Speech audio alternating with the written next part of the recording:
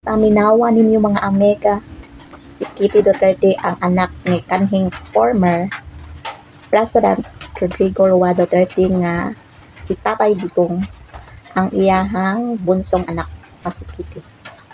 Luzon, Visayas, Mindanao. Ako si Veronica Kitty Duterte, bunsong anak ni Pangulong Rodrigo Roa Duterte.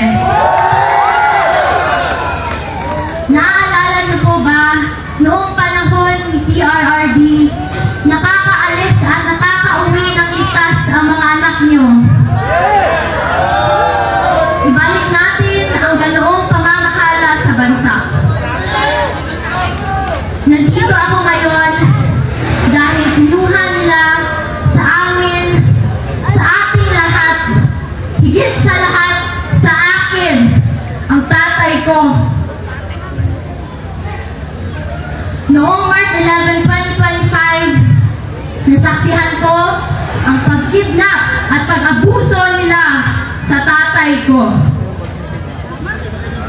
Imbes na krimen, korupsyon at kahirapan ang pagtuunan ng pansin ng pamahalaang ito, inuuna nila ang pagsira sa pamilya ko at sa lahat ng kalyado nito.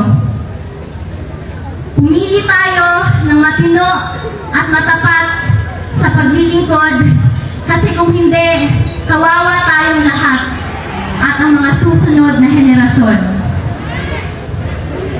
Mahalagang magkaisa tayo sa araw ng eleksyon, May 12, 2025. Supportahan natin ang PDP laban sa Senatorial Slate o mas kinikilalang Duterte.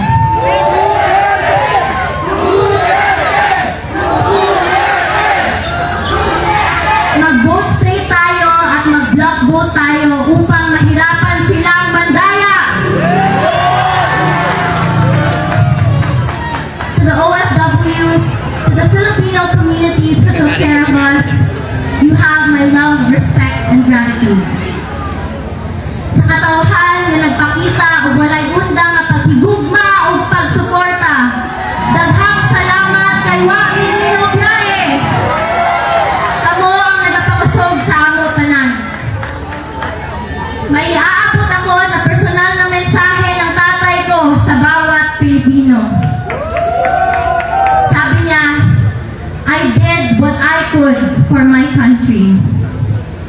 And you are all in my heart. Pangalawa, sabi niya, kung kakalimutan niyo lang rin ang Duterte, kalimutan niyo na lang rin siya.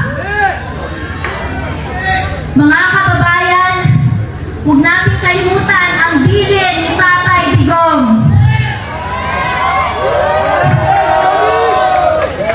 Sa mga kabataan, hinihikayat ko kayong magbantay sa mga boto dahil dito